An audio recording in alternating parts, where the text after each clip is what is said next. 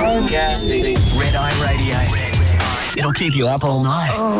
Yeah, so this is funny looking back on this one. One of the first interviews I actually organised on the Red Eye. I had no idea what I was doing in there late at night. I mean, I didn't even know how to use the panel. But once I got the platform, I thought, well, I can record some calls and get some people on. I organised a chat with U2 producer and great musician Daniel Lanois, and this is what happened. I'm in a house full of girls, so I'm trying to keep my priorities straight. All right, well, man, someone's lucky then. Sitting here in a studio by myself, man, I'm jealous. I just wanted to ask you, do you, with your background in music and what you've achieved, do you, I ask a lot of people about their dreams, do you think you're living your dream? Oh, I absolutely live in a dream. Let's put it this way, I've been chasing dreams for a long time. Good for you. And I think it's a great thing to wake up every morning to. Lucky for me, some of my dreams have come true, and I just kind of use them as the bedrock to stand on for chasing more dreams. Nice, man. Can I ask when it started? When did you first sort of have these sort of dreams come to your mind? Oh, it started when I was a little kid. I was a morning paper delivery boy. So I started delivering the morning paper when I was 10, and I did that for about 5 years. And this is where? This is where? In Canada. Wow, that would have been cold, right? Cold, and but what was fantastic about it was a lot of solitude, and combined with a sense of purpose. Right. And so I was walking through the neighborhoods and, sort of really just talking to myself in my own head, delivering the paper. And I think it just made me a curious little boy, and it's sort of the beginning of the expansion of the imagination. Good for you, man. And how did music sort of come into that? Well, music started kind of at the same time. My mother used to give me $1 a week as kind of spending money. Right. And I was walking on my way to the cinema, and I passed by a little music store, and in the window there was this sort of plastic penny whistle, little white plastic penny whistle. And I thought it looked amazing, and the price was $1. And on that day I did not go to the cinema. I bought the little penny whistle, and that was it. That was the beginning, and the passion's been with me ever since.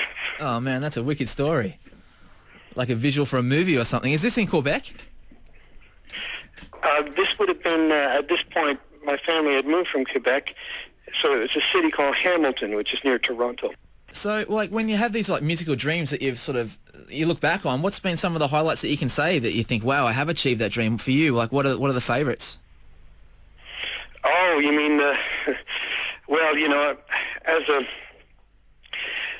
Hamilton is not exactly the music crossroads of the world or anything, so for kind of against all odds, I managed to sort of make my way out of Hamilton, and so when I got to the big crossroads of the world, it was incredible because I got to meet a lot of my heroes, and I went to New Orleans and I worked with Aaron Neville, and then I got to work with Bob Dylan and work with U2, so it was pretty great. So I pinch myself every day, so the dreams just keep, I think if you keep the dreams alive, then the results are still always a possibility.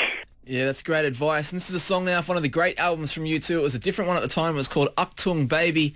Daniel and Brian Eno playing a huge part in shaping the sound of that one because U2 took a big chance. This is a great single from it. This is Mysterious Ways on the Red Eye.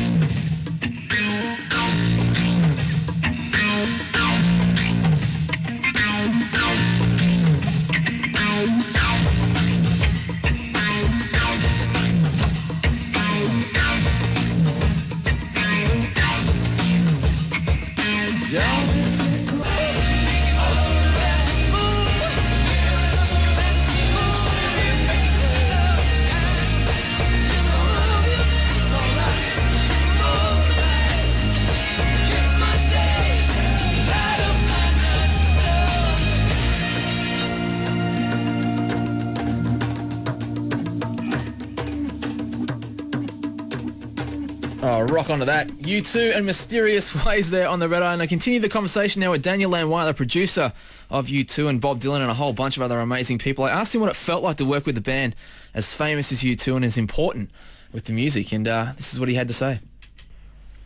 Well, my relationship with U2 is very simple. We huddle up and play together. Myself and Brian Eno are accomplished musicians, and we like playing together, and that's what we do with the band.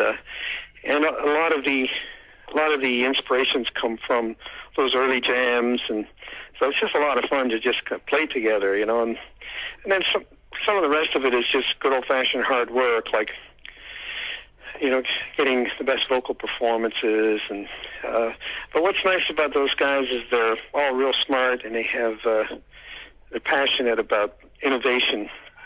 And I think that's where the common ground is. You know, we like to invent new sounds and other ways of looking at records. And what do you think about music at the moment? I mean, how do you look at like the current charts and stuff as what's commercial? What's your personal take on it?